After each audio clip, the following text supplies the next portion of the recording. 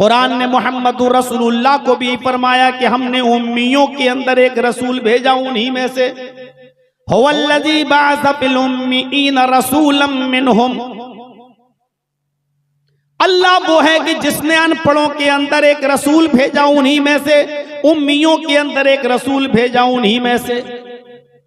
इससे पता चलता है कि अरब का मिजाज और मक्के का मिजाज अनपढ़ रहने का था। पूरे मक्के में 17 और 18 से ज्यादा, 17 या 18 लोगों से ज्यादा कोई पढ़ना लिखना नहीं जानता था। लेकिन आपको इल्म से इतनी मोहब्बत थी, नबी बनने के बाद, रसूल बनने के बाद आपको इल्म से ऐसा शौक़ था, आपको इल्म से ऐसी मोहब्बत थी कि आप इल्म की ज्यादती की दुआएं मांगा करते थे और पढ़ा करते थे, रब्बी ज़िदनी इल्मा, इलाहुल आलमीन मेरी इल्म में ज्यादती अता फरमा। अल्लाह के नबी उठते बैठते चलते फिरते ये दुआ पढ़ते रहते थे, और रब्बी ज़िदनी इल्मा, अल्लाह मेरे इल्म में ज्यादती अता फरमा। नबी होकर, रसूल होकर आप इस दुआ को पढ़ा करते थे, रब्बी ज़िदनी इल्मा। जो बच्चे मदरसों में पढ़ते हैं और जो स्कूलों में पढ़ते हैं, कॉलेज में पढ़ते हैं, उन बच्चों को भी इस दुआ को अपना वजीफा बनाना चाहिए। उठते बैठते चलते फिरते वो भी ये दुआ पढ़ते रहा करें, रब्बी ज़िदनी इल्मा, अल्लाह मेरे इल्म में ज्यादती अता फरमा, अल्लाह मुझे इल्म से नवाज, अल्लाह मुझे इल्म अता फरमा। नबी अकरम ये दुआ पढ़ा करते थे, रब्बी ज़िदनी इल्मा, आय अल्लाह मेरे इल्म के अंदर ज्यादती अता फरमा।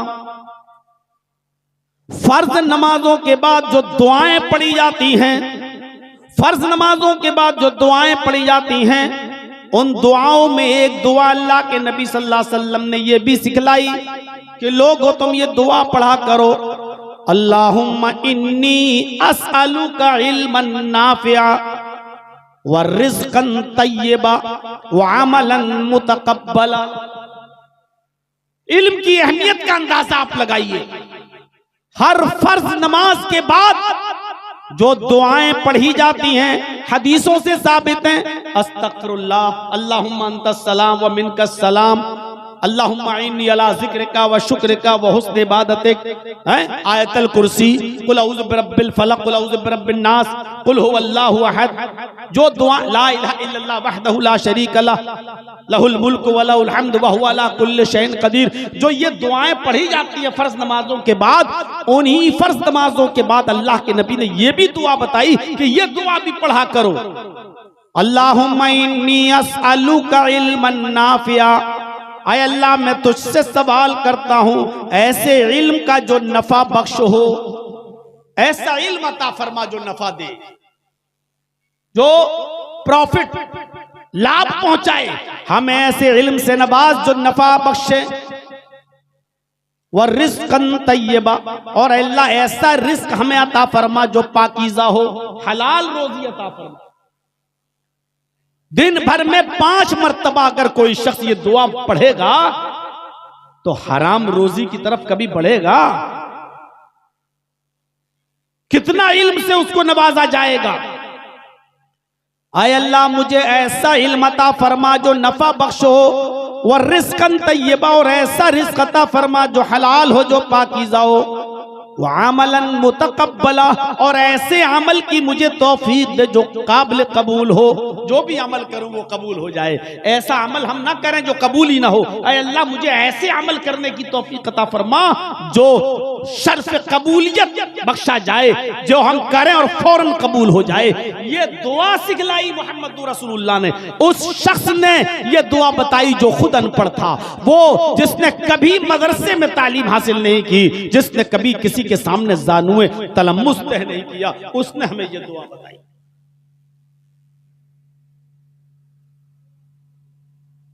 और एक इल्म से उसने बचाया भी।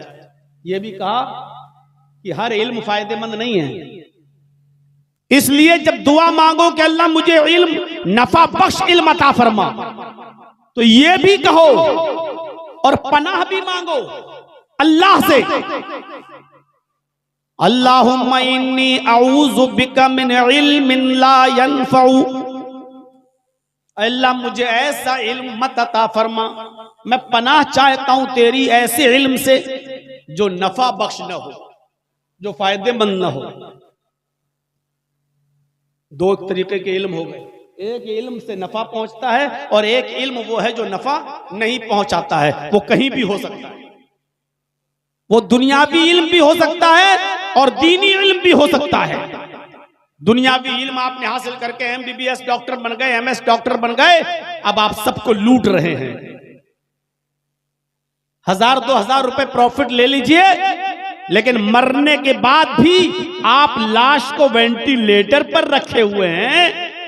अब वो वेंटिलेटर से उसका पेट फूला है, धक धक हो रहा है, रिश्तेदार समझ रहा है कि मेरा मरीज जिंदा है, हालांकि वो वेंटिलेटर की ऑक्सीजन से धड़क रहा है, हालांकि वो मर चुका है, लेकिन ये डॉक्टर बता नहीं रहा मरीज को कि तुम्हारा, उसके मालिक को, कि तुम्हारा मरीज मर गया। अब वो रोजाना 1 दिन 2 दिन 3 दिन 40,000 50,000 का बिल बनाकर तीसरे दिन कह रहा है कि साहब आपका मरीज मर गया, सॉरी मैं बचा नहीं पाया, और 3 दिन का 1.5 लाख रुपया उससे वसूल कर रहा है, जबकि उस डॉक्टर को मालूम था कि ये 3 दिन पहले मर चुका है। ये इल्म चाहे दुनियावी हो लेकिन गैर नफा बख्श है। और कुरान और हदीस का इल्म हासिल करने के बाद भी अगर गैर नफा बख्श हो, ना आप उससे फायदा उठाएं ना कोई दूसरा उससे फायदा उठाए, तो ये भी गैर नफा बख्श इल्म है। इसलिए फरमाया ये दुआ मांगा करो कि अल्लाह मुझे ऐसे इल्म से नजात अता फरमा जो नफा बख्श ना हो।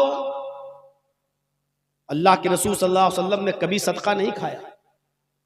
एक बार आपके नवासे ने सदके का एक खजूर उठाया और मुंह में रखा, तो अल्लाह के रसूल सल्लल्लाहु अलैहि वसल्लम ने अपने नवासे का मुंह खोला और कहा कख कख, फेंको फेंको, थूको थूको। हजरत हसन या हुसैन ने उसको थूक दिया।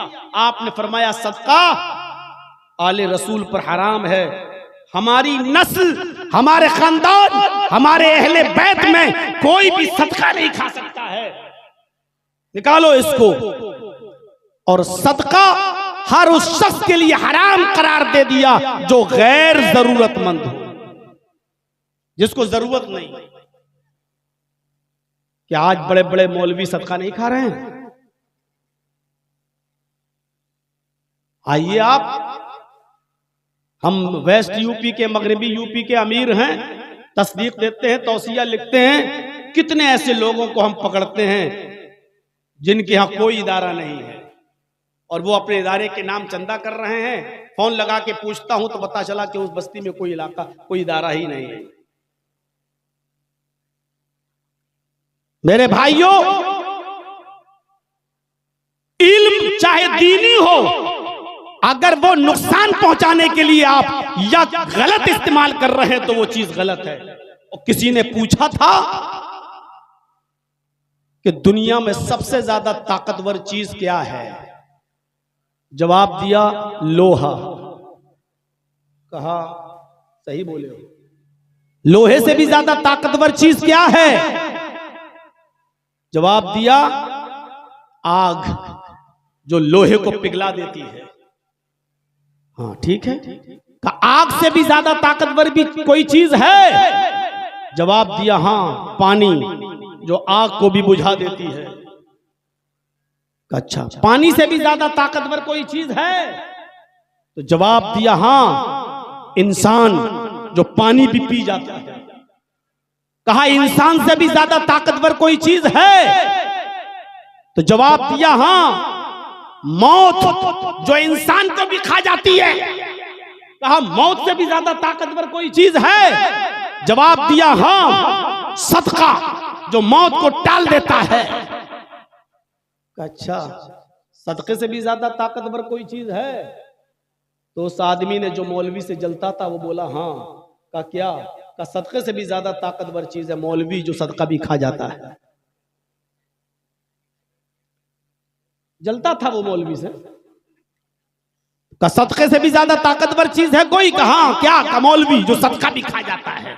उसने कहा देखो, दुनिया की सबसे ज्यादा ताकतवर चीज मौलवी है। मैं ऐसे दिल जले इंसान को बताना चाहता हूं कि मौलवी भी गलत हो सकता है, डॉक्टर भी गलत हो सकता है, दीन की तालीम हासिल करने के बाद भी आदमी बिगड़ सकता है, और दुनिया की तालीम हासिल करने के बाद भी आदमी बिगड़ सकता है। कसूर तालीम का नहीं है, कसूर हुसूले इल्म को गलत तरीके से, गलत नीयत से हासिल करने का है।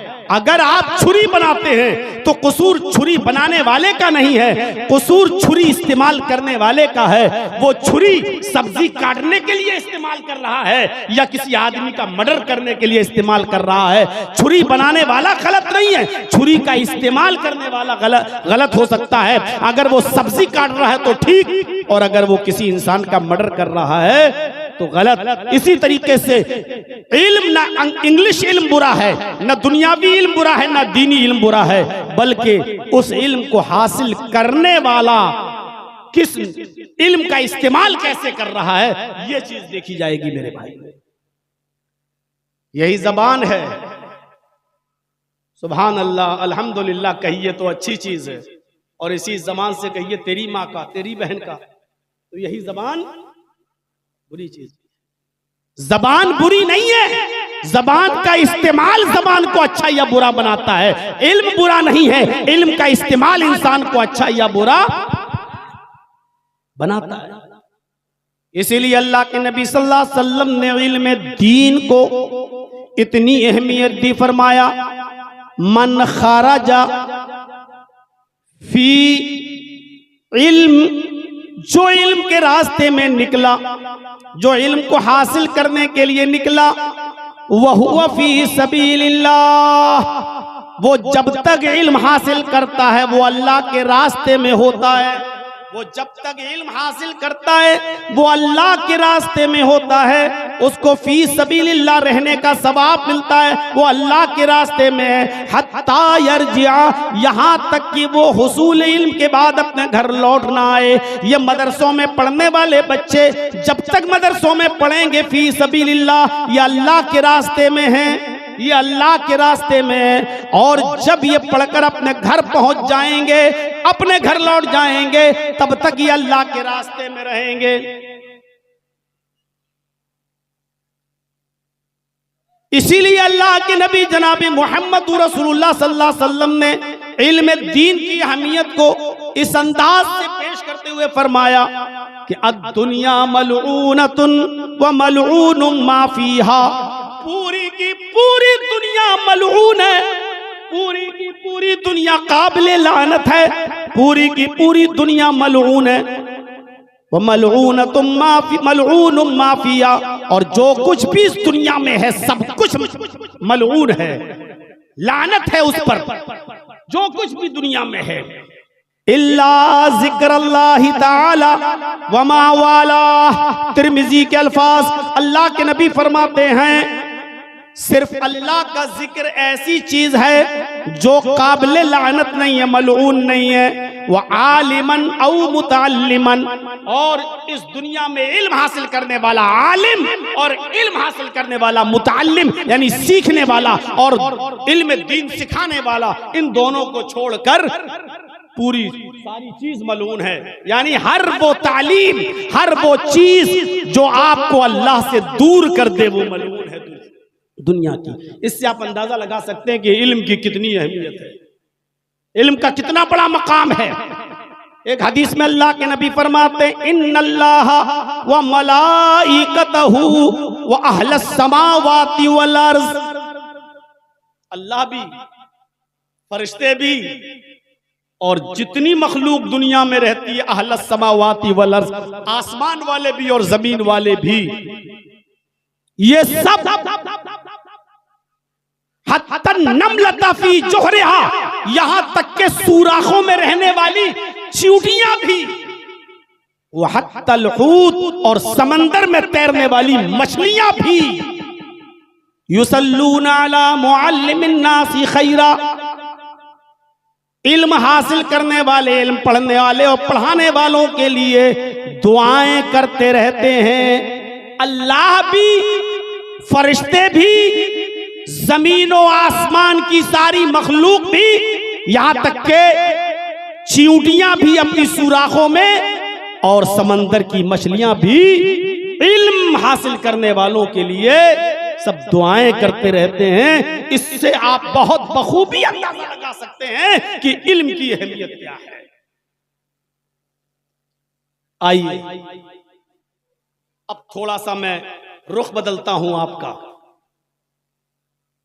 नबी अकरम पर सबसे पहली जो आयतें नाजिल हुई उसका ताल्लुक भी इल्म से।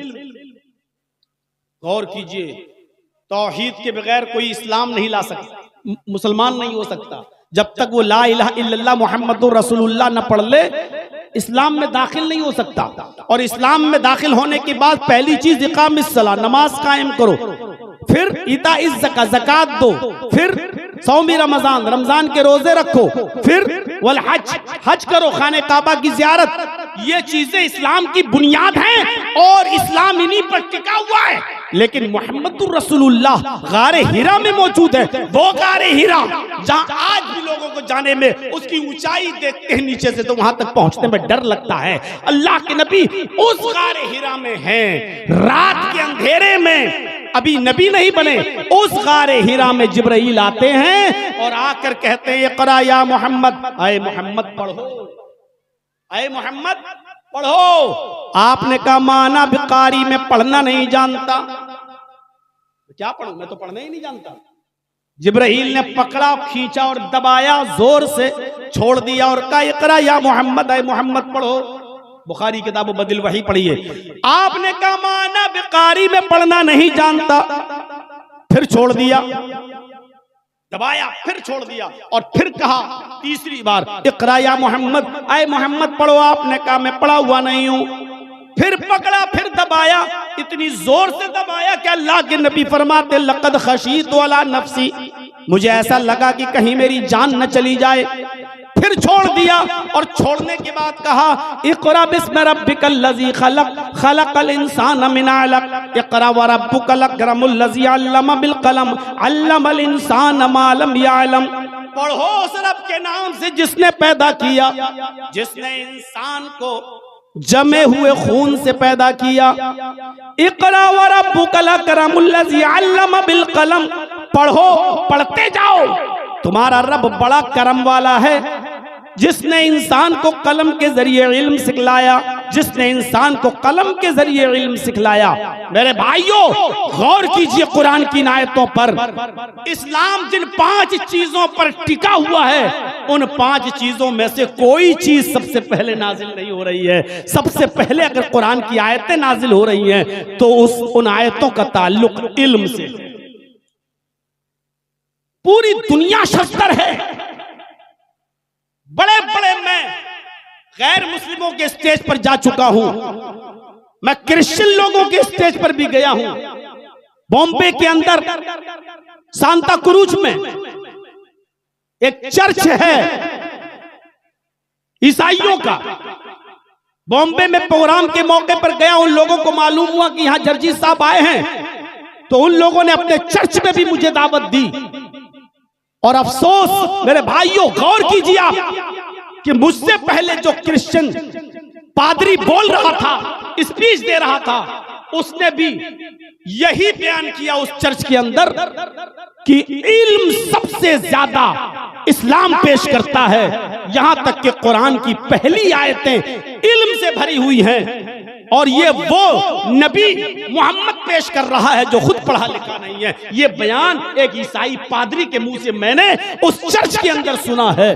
गौर कीजिए आप, ये इस्लाम की बुनियादी तालीम है जो नमाज का हुक्म नहीं दे रही है, रोजे का हुक्म नहीं दे रही है, ज़कात की तालीम नहीं दे रही है, हज के बारे में नहीं बता रही है, जन्नत जहन्नम के बारे में नहीं बता रही है, पड़ोसियों के हुकूक, गैर मुस्लिमों के हुकूक, जानवरों के हुकूक पर चर्चा नहीं कर रही है। सबसे पहले हुक्म दे रही है कि पढ़ो, पढ़ो, इल्म हासिल करो। मेरे भाइयों गैर मुस्लिम सबसे ज्यादा कुरान की इस आयत को पसंद करते हैं और वो अपनी तकरीरों में, अपनी स्पीच में पेश करते हैं। हजरत अभी तक आपका हुआ नहीं है, इनसे कह रहा हूं अभी तक हुआ नहीं है आपका।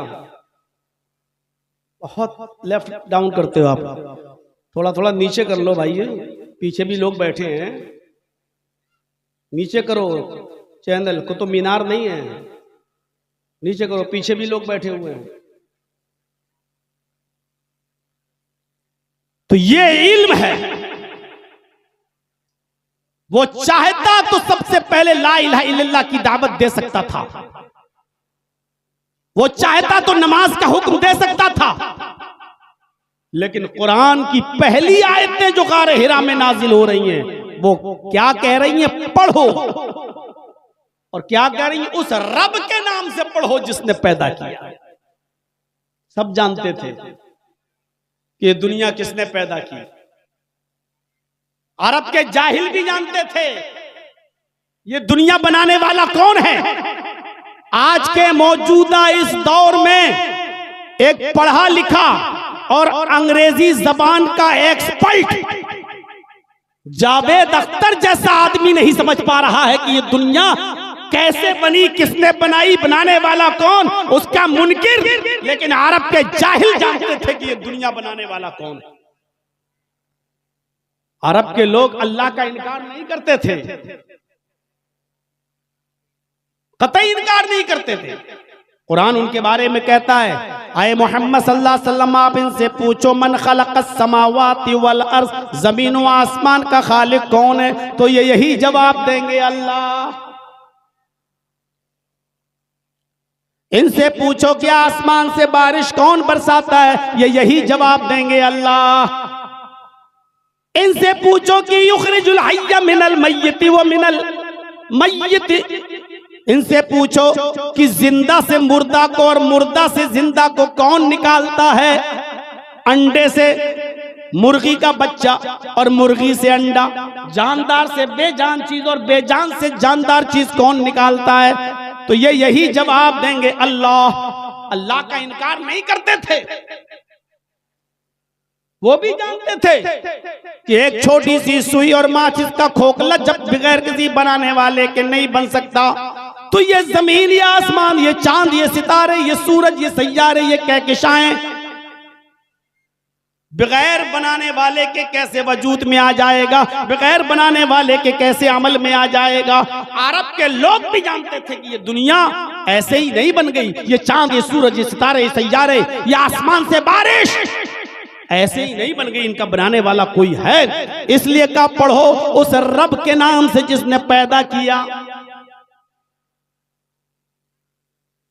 ये सबसे पहले कुरान की आयतें नाजिल हुई और हमें तालीम से जोड़ रही है, इल्म से जोड़ रही है। ये इल्म बढ़ता गया, लोग तालीम हासिल करते गए।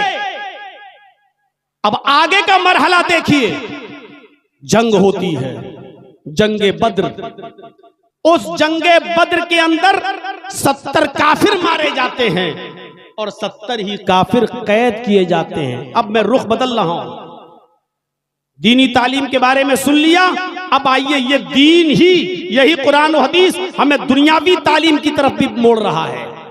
इसलिए ये कहना कि सिर्फ दीनी तालीम ही का हुक्म है कुरान में, ये गलत है। ये कहना कि सिर्फ इस्लामी तालीम का हुक्म है कुरान और हदीस में, ये गलत है। मेरे भाइयों, आज भी मैं ऐसे बहुत से मदरसों को जानता हूं, पूरा हिंदुस्तान घूमता हूं, बहुत से मदरसों को जानता हूं जहां इंग्लिश पढ़ाई जाती है, ना कुरान और हदीस के अलावा कोई चीज नहीं पढ़ाई जाती है, ना हिंदी है, ना वहां इंग्लिश है, ना मैथ है, कुछ नहीं है वहां।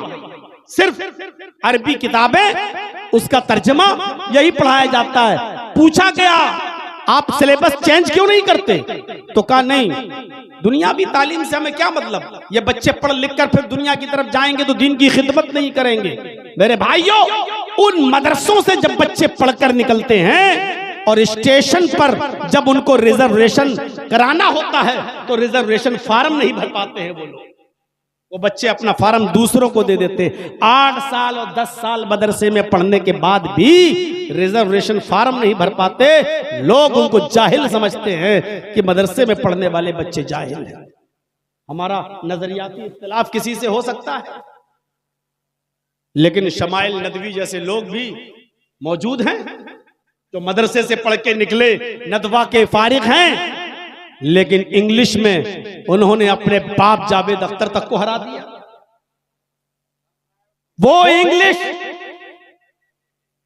जिसको फख्र था उस पर, यूएस और यूके जब जाता था जावेद अख्तर तो वहां के लोग भी उसकी इंग्लिश सुनकर हड़बड़ाते थे और डिक्शनरी खोल के देखते थे कि जावेद अख्तर को इतनी अच्छी इंग्लिश इंडिया में रहने के बाद कहां से आ जाती है।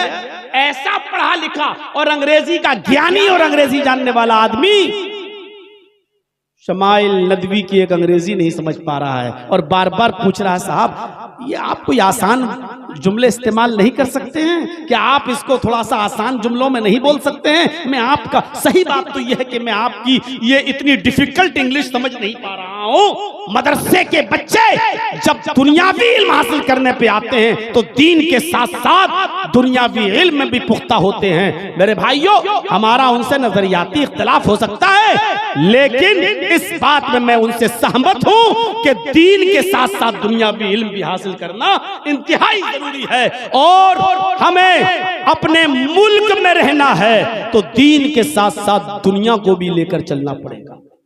कुरान हमें कहीं नहीं रोकता है कि दीन के साथ साथ आप दुनियावी इल्म हासिल न करें, बल्कि अल्लाह ने फरमाया आखिरत भी मांगो और दुनिया भी मांगो। ये नहीं कहा, दुनिया को मलून कह दिया, लेकिन ये नहीं कहा कि दुनिया को छोड़ दो, बल्कि कहा कि दुनिया में भी बहुत सी अच्छी चीजें हैं, उनको लो, पकड़ो, हासिल करो। एक दुआ सिखलाई अल्लाह ने। जिन लोगों ने उम्रा किया होगा उनको मालूम होगा कि मुस्तलजिम से लेकर हजरे अस्वद जहां मौजूद है, इस कोने से लेकर इस कोने तक हजरे अस्वद तक आते वक्त जोर से हर आदमी को यही दुआ पढ़ना पड़ती है, चाहे वो उम्रा करने गया हो, चाहे वो हज करने गया हो, उसको ये दुआ पढ़ना पड़ती है, रब्बना आतिना फिद दुनिया हसनतन व फिल आखिरति हसनतन व क़िना अज़ाबन नार। रब्बना आतिना फिद दुनिया हसनतन व फिल आखिरति हसनतन व क़िना अज़ाबन नार। ऐ हमारे रब, हमें तू दुनिया की अच्छाइयां अता फरमा और आखिरत की अच्छाइयां भी अता फरमा, आखिरत की भलाइयां भी अता फरमा। व क़िना अज़ाबन नार, और हमको जहन्नम के अजाब से बचा ले, हमको जहन्नम के अजाब से नजात अता फरमा। अल्लाह ने तो दुआ सिखलाई बाकायदा कि दुनिया भी हासिल करो और आखिरत की तमन्ना भी करो। अल्लाह आखिरत की भलाइयां अता फरमा, आतिना फिद दुनिया हसना, और दुनिया की भलाइयां भी अता फरमा, और इसको दुआ करार दिया, ये दुआ मांगा करो। आप दुनिया के बगैर आखिरत नहीं बना सकते।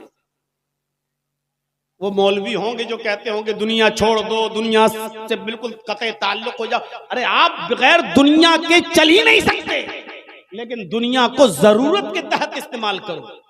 मैं इसकी एक मिसाल देता हूं, आपकी अकल में आएगी वो मिसाल। आपके पास झोंपड़ी है, घर नहीं है रहने के लिए, सऊदीया चले गए, दुबई चले गए, गल्फ कंट्री चले गए, 5-6 साल वहां काम किया, आपने कमाया, मेहनत करके लाए। अब आपको लगा कि अब हमारे पास पैसा हो गया, घर बनवाओ। अब आप अपने गांव में आके घर बनाते हैं, तो ईमानदारी के साथ बताइए, आप जब अपना घर बनाते हैं तो उसी घर में टॉयलेट बनाते हैं कि नहीं बनाते हैं? हालांकि आप टॉयलेट में 24 घंटे नहीं रहते हैं, लेकिन टॉयलेट भी आपके घर का एक हिस्सा है। आप टॉयलेट में जाते भी हैं, आपको पेशाब लगा, आपको लेटरिन की हाजत है तो आप जाते भी हैं और थोड़ी देर बैठते भी हैं उसमें, 5 मिनट 10, चाहे कितना खूबसूरत टॉयलेट बना लो आप, लेकिन आप 5, 10, 15 मिनट से ज्यादा उसमें नहीं रहेंगे। आप उसमें खुशबू भी लगा लो, सब कुछ लगा लो, लेकिन आप उस टॉयलेट में 5, 10, 15 मिनट से ज्यादा आप नहीं रहेंगे। फिर आपको निकलना है, क्या टॉयलेट को घर से बाहर निकाल दोगे? नहीं निकालोगे। क्यों? क्योंकि वो आपकी जिंदगी का एक हिस्सा, आपके घर का एक हिस्सा है। लेकिन टॉयलेट को आप जरूरत के वक्त इस्तेमाल करते हैं, हर वक्त नहीं। दुनिया की यही मिसाल है। आप जिस तरह टॉयलेट को नहीं निकाल सकते हो, आप दुनिया से कतई ताल्लुक नहीं हो सकते हो। जिस तरह जरूरत के तहत आपको टॉयलेट इस्तेमाल करना पड़ता है, उसी तरीके से जरूरत के तहत आपको दुनिया का इस्तेमाल करना पड़ेगा। आपको उसका इस्तेमाल करना पड़ेगा। अब कोई ये कहे कि दुनिया छोड़ दो, तो ये बिल्कुल ऐसे ही है कि घर में टॉयलेट ना बनाओ, टॉयलेट हटा दो।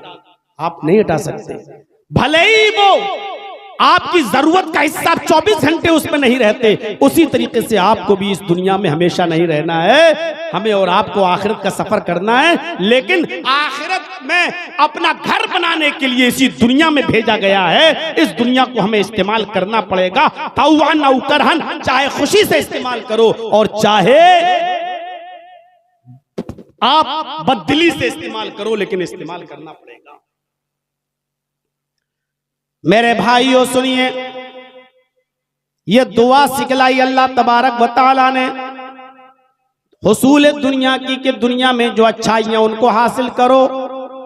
जंग बद्र होती है, 70 काफिर मारे जाते हैं और 70 कैद कर लिए जाते हैं। आपने उन काफिरों को जो कैद किए गए मारा नहीं, उनको कत्ल नहीं किया। इस्लाम से पहले जितने भी मजहब इस दुनिया में मौजूद थे, जब कोई कैदी जंग में पकड़ा जाता था तो उन कैदियों को, उन असीरों को मार डाला जाता था, उनको कत्ल कर दिया जाता था। मोहम्मद रसूलुल्लाह ने इंसानियत का सबक सिखाया। आपने फरमाया जो कैदी जंग में पकड़े जाएं उनके साथ अच्छा सलूक करो, उनको खिलाओ पिलाओ और जुर्माना लेकर, माले फिदिया लेकर उनको छोड़ दिया करो। ये सिर्फ इस्लाम की तालीम है, सिर्फ इस्लाम की तालीम। इससे पहले किसी मजहब की तालीम नहीं थी। गुलाम बनाया जाता था इंसानों को, गुलाम। मोहम्मद रसूलुल्लाह से पहले लोगों को गुलाम बनाया जाता था और उनके साथ बुरा सलूक किया जाता था। खुद हमारे हिंदू भाइयों के अंदर भी गुलामों को के साथ बुरा सलूक, यहां तक कि सिर्फ ब्राह्मणों को, ऊंची जाति वालों को एक फौकियत, श्रेष्ठता दर्जा दिया गया और ब्राह्मणों के अलावा जितनी भी कौमें हैं वो सब नीची कौम हैं। और उन तमाम लोगों के लिए आज भी मनुस्मृति में लिखा हुआ है कि ये सब ब्राह्मणों की खिदमत के लिए पैदा हुई हैं, ये सिर्फ ब्राह्मणों की सेवा के लिए पैदा हुई हैं। आज भी मनुस्मृति के उसी आधार पर देश की राष्ट्रपति द्रौपदी मुर्मू जैसी दलित औरत को आज तक राम मंदिर का दर्शन करने की परमिशन नहीं दी गई। साफ तौर पर लिखा है कि दलित ये ब्राह्मणों की सेवा करने के लिए पैदा हुए हैं। ये इस्लाम जब आया तो मोहम्मद रसूलुल्लाह सल्लल्लाहु अलैहि वसल्लम ने गुलामी को खत्म किया। आपने ऐसी सजाएं मुतय्यन की कि उन सजाओं में गुलाम को आजाद करने का तरीका भी बता, किसी तरीके से लोग गुलामी से आजादी पाएं। मसलन रोजे की हालत में अगर कोई शख्स अपनी बीवी से हमबिस्तरी कर ले, रोजे की हालत में अगर अपनी बीवी से हमबिस्तरी कर ले तो उसकी सजा इस्लाम ने यह बताई कि वो रोजा तो उसका टूट गया, वो रोजा उसको पूरा करना ही पड़ेगा, लेकिन इसके अलावा अब उसके लिए 3 सजाएं और मुतय्यन की। उन 3 सजाओं में पहली सजा यह बताई कि वो एक गुलाम आजाद करे। देख रहे हैं, ताकि इस जुर्म को जो इसने किया है इसकी सजा जब भुगतेगा, एक गुलाम आजाद करेगा तो कम से कम एक गुलाम को तो आजादी मिलेगी, एक आदमी तो इंसानों की गुलामी से छूटेगा। या इसी तरीके से कोई शख्स अपनी बीवी से कह दे अंत अलैया का ज़हर उम्मी, तू मुझ पर मेरी मां की तरह हराम हो गई, जा आज के बाद मैं तुझे हाथ नहीं लगाऊंगा। अब वो शख्स अगर ये चाहता है कि मैं अपनी बीवी को अपनी बीवी बनाऊं, मैंने इसको मां बोलकर बहुत बड़ा जुर्म किया है, तो अब वो अपनी बीवी बनाने से पहले एक गुलाम आजाद करेगा। ये गुलाम को आजाद करने की शुरुआत इस्लाम ने बताई है। ऐसी ऐसी सजाएं मुतय्यन की हैं कि उन सजाओं में गुलाम को आजाद करना। जब 70 कैदी गिरफ्तार किए गए तो अल्लाह के नबी ने फरमाया हम इनको छोड़ने के लिए तैयार हैं, जुर्माना दो, माले फिदिया दो और ले जाओ, माले फिदिया दो और ले जाओ। बहुत से लोग अपने अपने रिश्तेदारों को छुड़ा लाए, इतना माल दिया, चलो जाओ ले जाओ। सिर्फ 10 काफिर ऐसे रह गए, 70 में 60 छोड़ दिए गए। सिर्फ 10 काफिर ऐसे रह गए जिनके रिश्तेदारों के पास माल नहीं था, जो अल्लाह के रसूल को माल देकर अपने कैदियों को छुड़ा लाएं। तो अल्लाह के नबी ने उन कैदियों से कहा कि तुम्हारे रिश्तेदारों के पास माल नहीं है और तुम भी जाना चाहते हो, कि हाँ जाना तो चाहते हैं लेकिन माल नहीं है। आपने फरमाया तुम्हें कौन सी जबान आती है अरबी के अलावा? उन्होंने जवाब दिया कि मुझे अरबी के अलावा अबरानी जबान आती है। अबरानी जबान, अबरानी। अल्लाह के नबी ने फरमाया तुम में एक आदमी मेरे 10 सहाबा को अबरानी जबान सिखाएगा। देख रहे हैं आप, तुम में एक आदमी मेरे 10 सहाबी को अबरानी जबान सिखाएगा। अब तुम जितनी जल्दी मेरे सहाबा को अबरानी जबान सिखा दोगे हम तुम्हें छोड़ देंगे। अब जल्दी जाने के चक्कर में इन लोगों ने मुहम्मदुर रसूलुल्लाह सल्लल्लाहु अलैहि वसल्लम के सहाबा को जल्दी से अबरानी जबान सिखा दिया और आपने भी छोड़ दिया।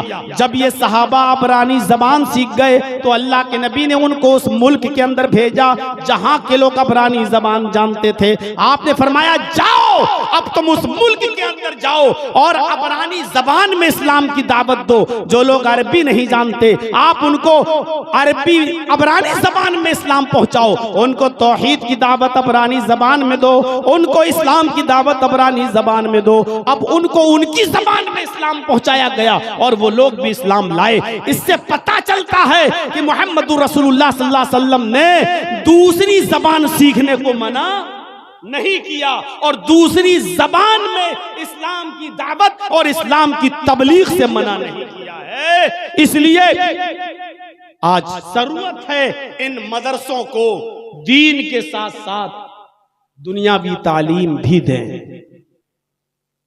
मैं जानता हूं कि सबसे बेहतर तालीम कुरान की तालीम है और अल्लाह के नबी ने दीनी तालीम को फर्ज करार दिया। मन तलब, आपने साफ फरमाया तलबुल इल्म फरीज़तुन अला कुल्li मुस्लिम, इल्म दीन का हासिल करना हर मुसलमान पर फर्ज है। इसमें मर्द भी शामिल है, औरत भी शामिल है। क्या कहा गया? इल्म हासिल करना हर मुसलमान पर, ख्वाह वो मर्द हो या औरत, फर्ज है। फर्ज, ये फर्ज किफाया नहीं है। जो पढ़ना चाहे पढ़ ले और जो छोड़ना चाहे छोड़ दे।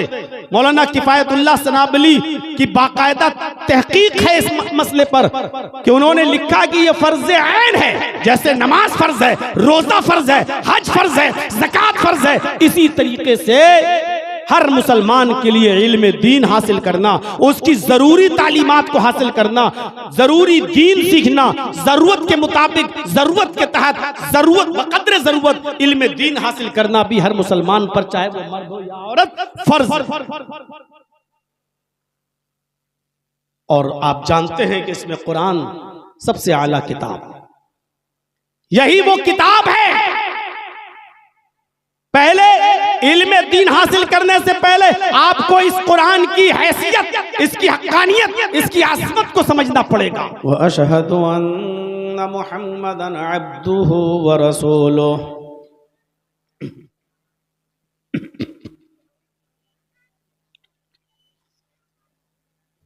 अम्मा बाद फ़इन्न खैरल हदीस किताबुल्लाह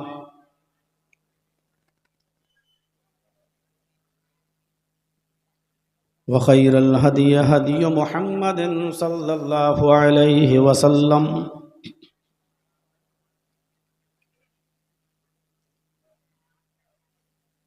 व शर्रुल उमूरि मुहदसातुहा व कुल्लु मुहदसतिन बिदअह व कुल्लु बिदअतिन ज़लालह व कुल्लु ज़लालतिन फिन्नार।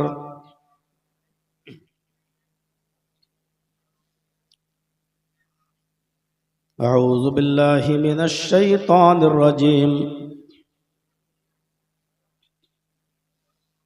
बिस्मिल्लाहिर्रहमानिर्रहीम।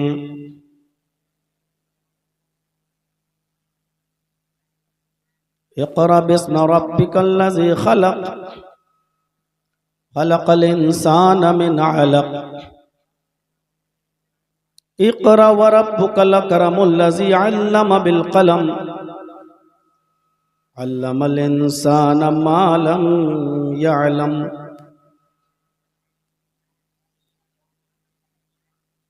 वक़ाल नबी सल्लल्लाहु अलैहि वसल्लम खैरुकुम मन तअल्लमल क़ुरआन व अल्लमह। रब्बि इश्रह ली सदरी व यस्सिर ली अमरी वहलुल उक़दतम मिन लिसानी यफ़क़हू क़ौली।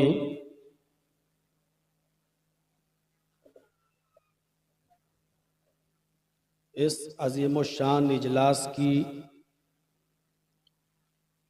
सदारत और निज़ामत का फरीज़ा अंजाम दे रहे थे फ़ज़ीलतुश शेख मौलाना उबैदुल्लाह सलफ़ी हफ़िज़हुल्लाह, जो काफ़ी देर से स्टेज पर तशरीफ़ फरमा थे और अभी वो मुझसे बोल के गए हैं कि चाय पीने के लिए जा रहा हूँ। बहुत देर से स्टेज पर बैठे हुए मैं थक गया हूँ, थोड़ा सा टहल लूँ, चहलकदमी कर लूँ। और उनके अलावा स्टेज पर बैठे हुए हमारे मुअज़्ज़ज़ मुअक्कर उलमाए किराम, बिलखुसूस इस इजलास के रूह रवां जावेद साहब, जो इस वक्त मौलाना अबुल कलाम सलफ़ी हफ़िज़हुल्लाह को छोड़ने के लिए, उनको विदा करने के लिए गाड़ी तक गए हुए हैं, क्योंकि उनकी अभी 1:25 की ट्रेन है बरहरवा से। और कमल के इर्द गिर्द से तशरीफ़ लाए हुए हमारे मुअज़्ज़ज़ सामीन हज़रात, पर्दा नशीन इस्लामी ख़वातीन, माँ और बहनों, कौम मिल्लत के लायकबर नौजवानों, अज़ीज़ बच्चों, तकरीबन 9 बजे मैं यहाँ पहुँचा और अपने मोहतरम दोस्त और भाई जनाब मुस्लिहुद्दीन के, और इस इलाके में जब भी मैं आता हूँ तो मैं उन्हीं के घर में ठहरता हूँ, रुकता हूँ।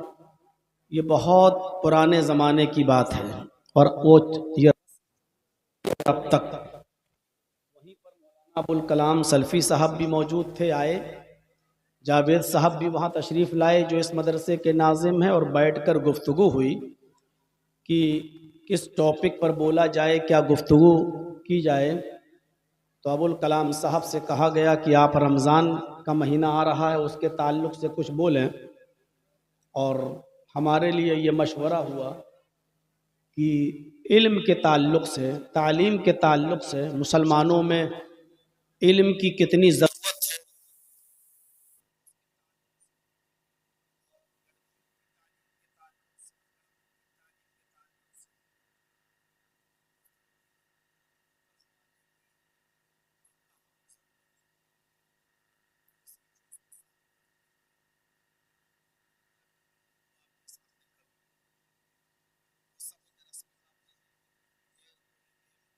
आप सुनेंगे।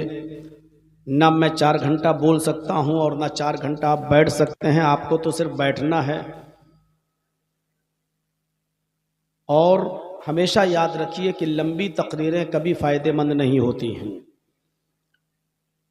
नबी अकरम जनाब मोहम्मद रसूलुल्लाह सल्लल्लाहु अलैहि वसल्लम ने अपनी पूरी ज़िंदगी में सबसे लंबा अगर कोई खुतबा दिया है, सबसे लंबा, सबसे बड़ा कोई खुतबा दिया है, तो उस खुतबे को हम कह सकते हैं खुतबे हज्जतुल विदा, जो आपने अरफात के मैदान में दिया था। आपने अपनी ऊँटनी कस्बा पर कजावा कसवाया और उसी ऊँटनी पर बैठकर आपने वो खुतबा दिया था। उस वक्त सुनने वालों की तादाद थी 1,44,000 या 1,24,000। कोई माइक नहीं था, चैनल नहीं थे,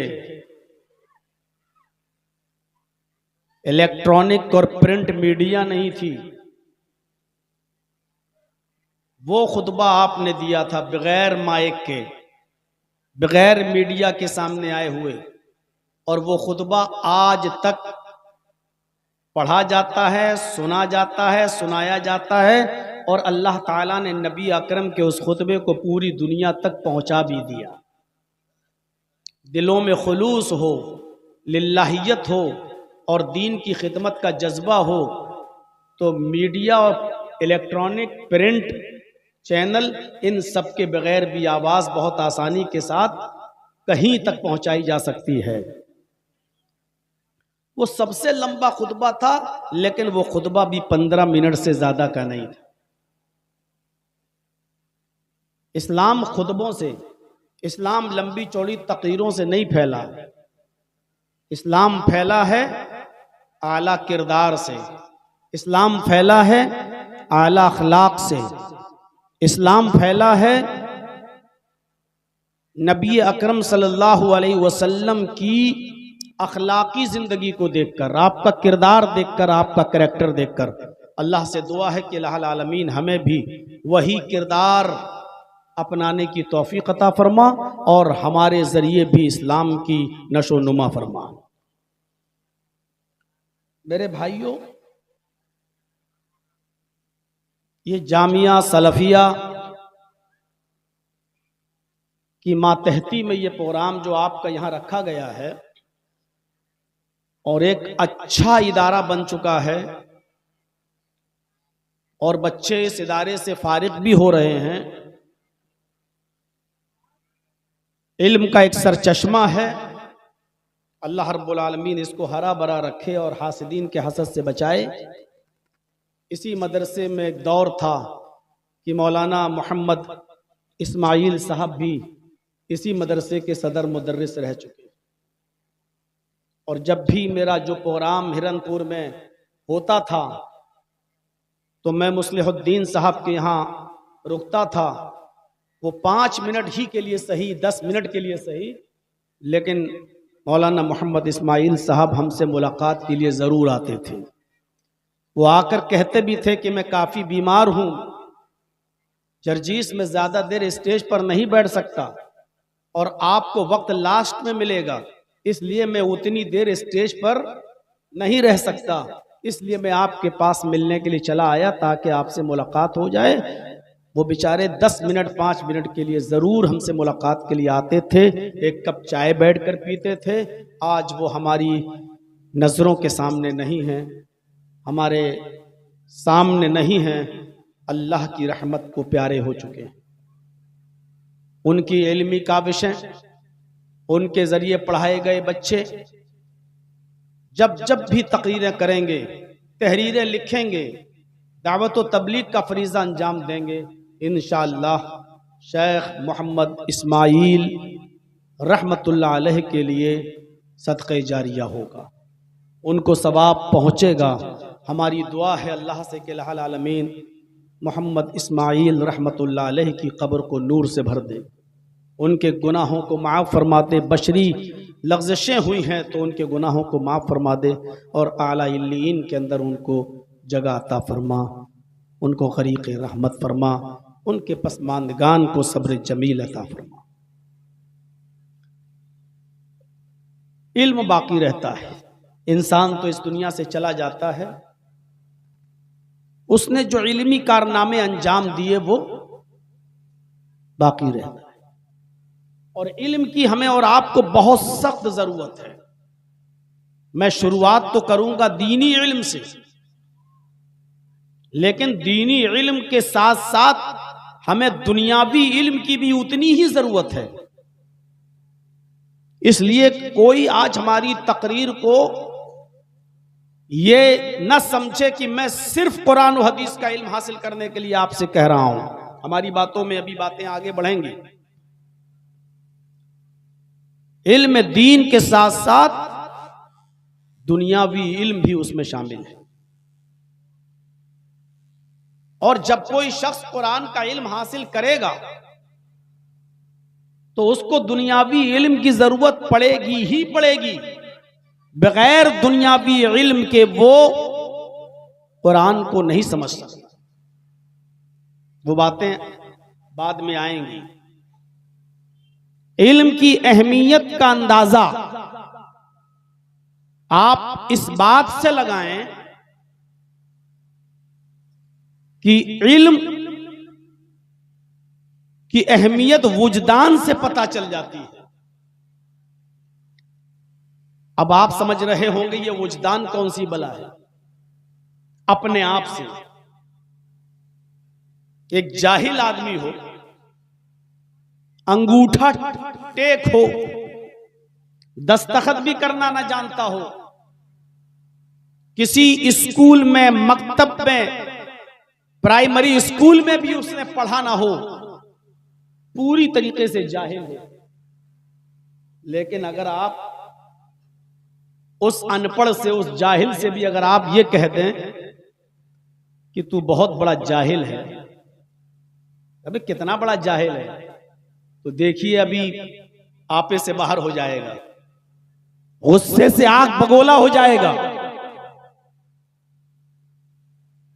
टूट पड़ेगा आपके ऊपर, मुझे जाहिल कैसे कहा। और फिर वो अपनी असली की हालत पे आ जाएगा, अबे तू जाहिल, तेरा बाप जाहिल, तेरा खानदान जाहिल, मुझे जाहिल कहता है। इससे आप अंदाजा लगा सकते हैं कि एक जाहिल को भी अपनी निस्बत जहालत की तरफ एक्सेप्ट नहीं है, मंजूर नहीं। एक जाहिल भी ये गवारा नहीं करता कि उसको कोई जाहिल कहे, लेकिन उसी जाहिल से अगर आप ये कहें कि माशाअल्लाह आप तो काफी पढ़े लिखे लग रहे हैं, क्या बात करते हैं, आपकी बातों में इल्म टपकता है, आप तो बहुत पढ़े लिखे लगते हैं, माशाअल्लाह आपका लहजा, आपके बात करने का अंदाज बड़े से बड़े पढ़े लिखे को फेल कर देता है, आप तो बहुत पढ़े लिखे लगते हैं। आपको गले लगा लेगा, घर पे रोटी खिलाने का दिल होगा तो पराठा खिलाएगा आपको, क्योंकि आपने उसकी तारीफ कर दी। अब आपको चाय नहीं पिलाएगा, कॉफी पिलाएगा, भले ही वो जानता है कि मैं अनपढ़ हूं, जाहिल हूं, लेकिन आपने उसकी निस्बत इल्म से जोड़ दी। आपने उसको अच्छा पढ़ा लिखा कह दिया कि आप तो बहुत पढ़े लिखे लगते हैं। आप अंदाजा लगा लीजिए, इल्म की अहमियत का अंदाजा वजदान से लगता है, अपने आप से लग सकता है। जाहिल को भी जाहिल कहना गवारा नहीं है, सुनना गवारा नहीं। वो भी चाहता है कि लोग मुझे बहुत बड़ा आलिम समझें या मुझे पढ़ा लिखा समझें, वो भी यही तसव्वुर करता है। इल्म की अहमियत ये है। अल्लाह ताला ने दुनिया में हर इंसान को दिमाग देकर भेजा है। जो पैदा होता बच्चा वो भी दिमाग लेकर आता है, सबके पास दिमाग है, लेकिन ये दिमाग तन्हा काफी नहीं है।